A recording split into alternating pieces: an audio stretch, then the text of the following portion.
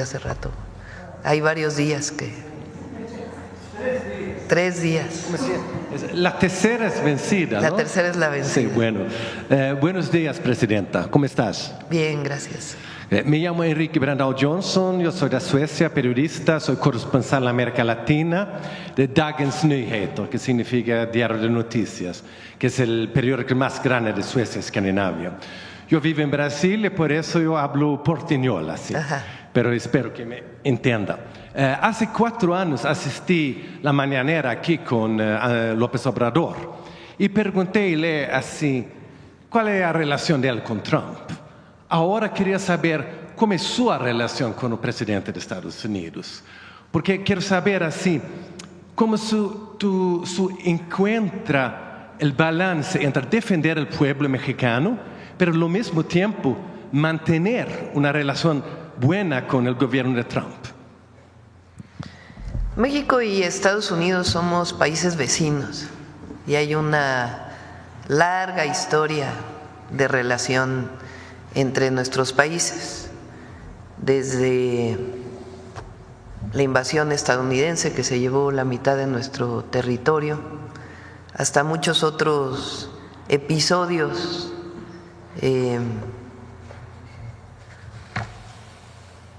que a veces uno no quisiera recordar por momentos de mala relación. Pero también hay momentos de buena relación en la historia de nuestros países. Hoy, por ejemplo, que se hablando de mala relación, que estamos celebrando el 112 aniversario de la formación del Ejército Mexicano. El Ejército Mexicano tiene una gran historia porque se forma con un decreto del Congreso de Coahuila en 1913, después del golpe de Estado de Victoriano Huerta a Francisco I. Madero. El único gobernador que se rebela frente a ese golpe de Estado es Venustiano Carranza, gobernador de Coahuila. Y el Congreso le autoriza a formar un ejército. Y ahí inicia el ejército revolucionario. Por supuesto, después de la gesta heroica del propio Madero, cuando llama a la revolución el 20 de noviembre de 1910. Pero después de este golpe de Estado, inicia la formación del Ejército Mexicano, que viene del pueblo, que es un ejército revolucionario en contra de un golpe de Estado. Quien apoyó ese golpe de Estado fue el entonces embajador de los Estados Unidos en México, Wilson, apoyando a Victoriano Huerta. Después viene un cambio de gobierno y es distinta la actitud de Estados Unidos, aunque ponen sus barcos en Veracruz en 1914. Decía que también hay una parte de una historia muy importante de buenas relaciones. El propio Madero en Estados Unidos, desde ahí viene el Plan de San Luis del 20 de noviembre. Previo a ello, por supuesto, la relación de Benito Juárez con Lincoln, que es una gran relación, o la relación del general Lázaro Cárdenas con Roosevelt. Entonces hay buenas historias y hay historias muy difíciles. Yo pienso que la relación del presidente López Obrador con el presidente Trump fue un buen momento en la relación entre México y Estados Unidos, de mucho respeto del presidente Trump a México, después de momentos difíciles cuando quiso poner aranceles relacionado principalmente con el tema migratorio. Yo tiendo a pensar que va a haber una buena relación entre el presidente Trump y la presidenta de México. Somos 2 países vecinos, no nos vamos a ir a ningún lado, somos socios comerciales y tenemos que hacer el mayor esfuerzo posible para tener una buena relación. Por supuesto que está en la definición de ambos países. En este momento estamos en un periodo pues de un proceso de pláticas, de negociación, frente a esta decisión unilateral de la posibilidad de poner aranceles a México, a pesar del tratado comercial que tenemos. De nuestra parte, nosotros tenemos que buscar hasta el límite de nuestra soberanía y de nuestros principios la mejor relación posible con los Estados Unidos, porque somos socios comerciales, porque hay una gran integración económica y porque además viven 39 millones de mexicanos en Estados Unidos, sea que hayan nacido de primera generación en México o que ya hayan nacido en Estados Unidos de segunda o tercera generación, pero que muchos de ellos tienen la ciudadanía mexicana y si no, hay una gran relación cultural y amistosa.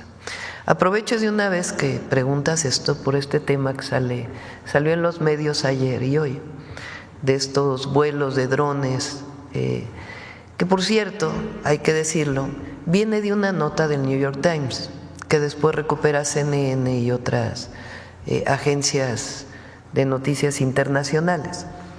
En primer lugar, no hay nada ilegal. Lo que hay es una colaboración y una cooperación que tiene muchísimos años, no es de ahora.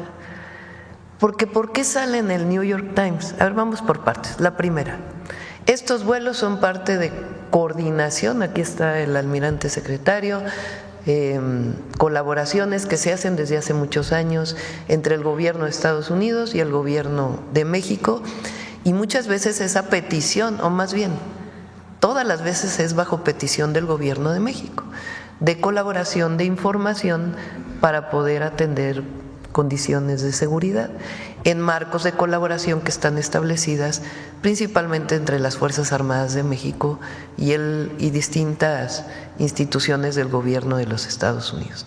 Entonces no hay nada ilegal y es parte de una colaboración y de una coordinación, en donde se comparte la información, siempre en el marco de los 4 principios esenciales de la colaboración entre Estados Unidos y México, en donde un elemento principal es el respeto a nuestra soberanía. Ahora, la pregunta es, ¿por qué sale la nota en el New York Times? ¿Quién le da esa nota al New York Times? ¿Qué quieren promover con la nota?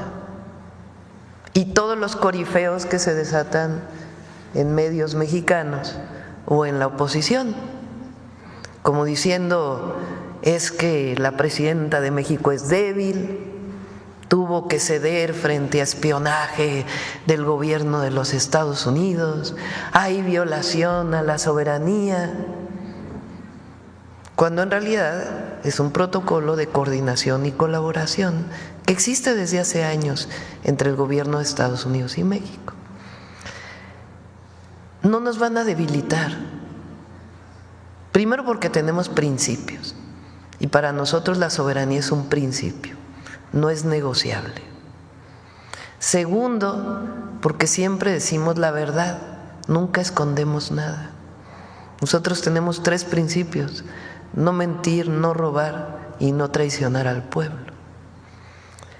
Sale hoy un artículo que quiero nombrarlo, normalmente no nombro periodistas, de Riva Palacio, donde dicen que la presidenta está diciendo mentiras.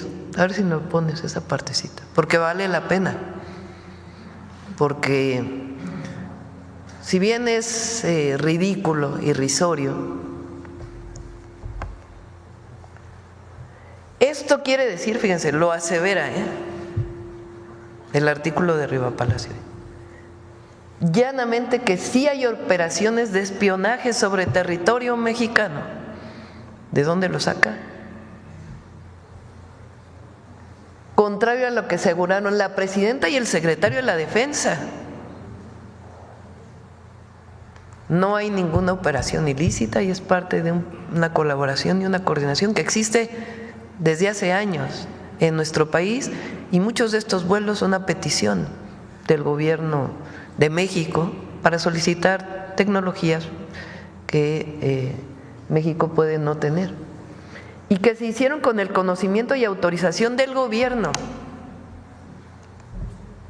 O sea, como si nosotros hubiéramos permitido la vulneración de nuestra soberanía y no fuera parte de un protocolo de colaboración, que en público afirman que no permitirán tales acciones. Pero todavía se atreve a decir, una vez más, como sucedió con la autorización para que cuerpos de élite de Marina entren a México a capacitar infantes de Marina mexicanos, si hay permiso, no hay violación a la soberanía, aunque deje expuesto un discurso mentiroso a los mexicanos. Nosotros no mentimos. Y la soberanía no es negociable. Ese es un principio básico. La soberanía y la independencia de México costaron muchas vidas al pueblo de México. Y nosotros tenemos la responsabilidad y la vamos a cumplir, porque es nuestra convicción, y para eso nos eligió el pueblo de México, de defender nuestra soberanía. Entonces, no hay absolutamente nada que ocultar, pero lo que vale la pena preguntarse es por qué sale el artículo en el New York Times, por qué todos estos… Entonces, ¿por qué tú piensas que salió esa nota en el New York Times? Pues porque quieren vulnerarnos, como si nosotros estuviéramos negociando la soberanía nacional. Jamás. Y no nos van a vulnerar porque el pueblo de México y el gobierno es uno solo. Aquí no hay divorcio. Y nosotros no mentimos nunca. Sí, pero hay tantas amenazas de Trump. Así, él quiere deportar miles de mexicanos, tarifas, aranceles, y también una amenaza de colocar soldados americanos en territorio mexicano. ¿Tú no tienes miedo de Trump? No. ¿No? Tengo un pueblo que me respalda. Cuando uno tiene la certeza y la convicción y sabe cuáles son sus principios, ¿por qué uno va a tener miedo? Pero además,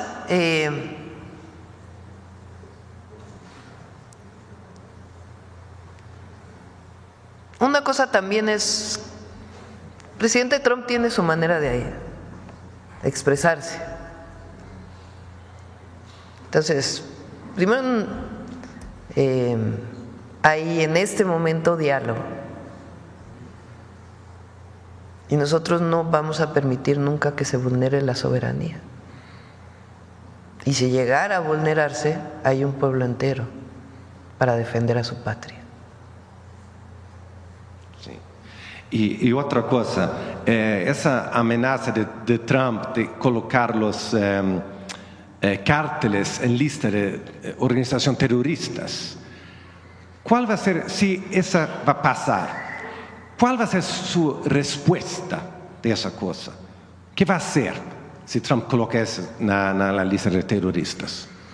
Primero, y es muy importante, porque también nos quieren colocar como si nosotros defendiéramos a los cárteles de la droga o a la delincuencia organizada. Por supuesto que no. Cuando fui jefa de gobierno, disminuimos los índices delictivos en más del 50%. Con una estrategia, atención a las causas y disminución de la impunidad, con 4 ejes que son los que hoy estamos desarrollando a nivel nacional. Ya hay resultados. Enero del 2025 fue el enero más bajo en homicidios de los últimos 8 años y trabajamos todos los días para la construcción de la paz en nuestro país. No es la visión del pasado de Calderón, que ahí sí hubo una actitud completamente distinta frente al gobierno de Estados Unidos, pero no es la propuesta de aquella época en donde decretaron una guerra. Lo he dicho en otras ocasiones, guerra quiere decir permiso para matar. en condiciones de excepción. Nosotros no, nosotros queremos que se cumpla la ley. Ese Estado de Derecho que luego se llenan la boca con la palabra, pues en aquella época no hubo nada de Estado de Derecho. Hubo una guerra que decretó en su propio territorio, que resultó además pues en más violencia. Nosotros lo que queremos es el cumplimiento de la ley y la atención a las causas, que las y los jóvenes de México tengan todo el derecho a vivir felices y en paz, y que tengan acceso a los derechos que están establecidos en la Constitución de la República: educación, salud, empleo y una vida plena. Entonces, primero, que no haya confusión de que nosotros, no. Lo que nosotros defendemos es la soberanía. Ellos le pueden llamar como quieran, pero nosotros defendemos la soberanía. Entonces, si ese decreto tiene que ver con acciones extraterritoriales, esas no las aceptamos. Nosotros creemos que, si bien es cierto que es indispensable avanzar en investigaciones conjuntas, por ejemplo, de lavado de dinero, que son muy importantes, porque la droga se vende en Estados Unidos. Ahí está la venta de la droga. Entonces, ¿qué ocurre con el recurso proveniente de la venta de la droga? Si ellos hacen este decreto para investigar todavía más en los Estados Unidos el lavado de dinero en los Estados Unidos, y los propios grupos delictivos que se mueven en Estados Unidos, que hacen que haya esta venta de la droga, está muy bien. Lo que nosotros no aceptamos es la violación a nuestra soberanía.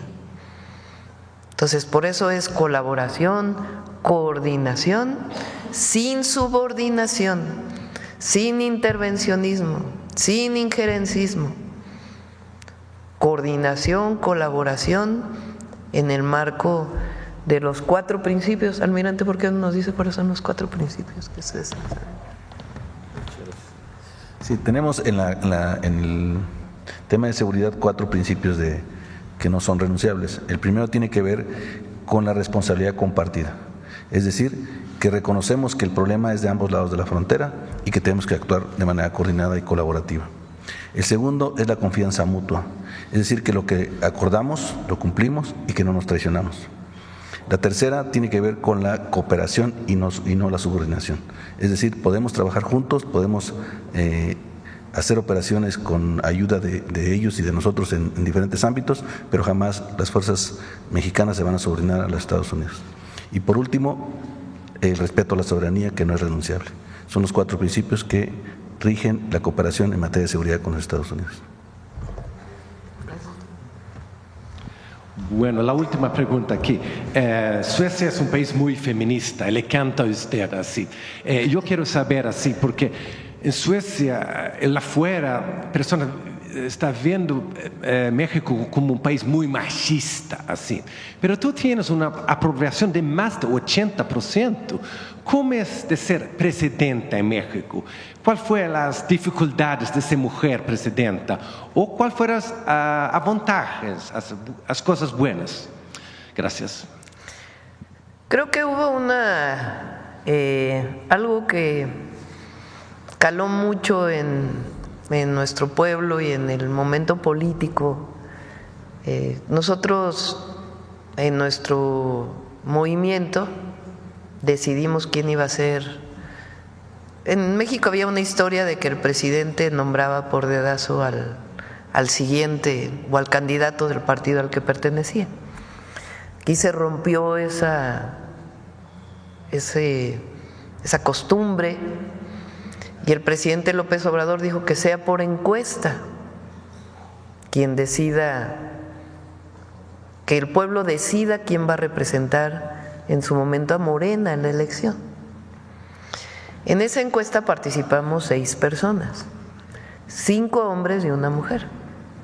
Participó Marcelo Ebrard, participó Adán Augusto López, participó Gerardo Fernández Noroña, entonces por representante del PT, Manuel Velasco por el Verde, ¿quién me falta? Hay Ricardo Monreal, también por Morena, y su servidora, o sea, 5 hombres y una mujer. En ese momento yo salí del gobierno de la Ciudad de México y recorrimos el país los 6, de cada uno por nuestra cuenta, y yo utilicé dos ejes centrales en mi recorrido por el país. El primero, debe continuar la transformación de México. El segundo, es tiempo de mujeres. Los dos fueron muy poderosos. Entonces, de 5 hombres y una mujer, salí arriba en las encuestas que se hicieron. Y creo yo que cuando utilicé es tiempo de mujeres, caló muy hondo no solo en las mujeres, sino en los hombres en nuestro país. Y eso es algo muy poderoso que se muestra hasta el día de hoy. Cuando salgo a territorio, pues nosotros hacemos giras los fines de semana, el entusiasmo, la alegría de las niñas, de las jóvenes, de las adultas, por tener por primera vez una mujer presidenta es enorme. Y además yo dije, no llego sola, no es que una mujer… A mí no me gusta esta idea de que una mujer rompió el techo de cristal porque parece que es el esfuerzo personal de una mujer por salir adelante, que siempre el esfuerzo personal cuenta, ¿no? Nadie lo minimiza, pero en realidad es la lucha de las mujeres mexicanas que permitieron que en mi persona se viera la primera mujer presidenta. Y por eso dije cuando llegué, es presidenta con A. Y eso fue poderosísimo. Y también dije, no llego sola, llegamos todas las mujeres mexicanas a gobernar. Y eso también es muy poderoso. Así que hay revolución de las conciencias en muchos sentidos. Hay revolución de las conciencias porque hay un pueblo que reconoce hoy su fuerza y su historia y que no va a permitir que haya regresiones. Y al mismo tiempo hay una revolución de las conciencias porque se está rompiendo un machismo histórico en nuestro país. Eso es lo que está viviendo México, por eso es tan fuerte. Muchas gracias. Sí.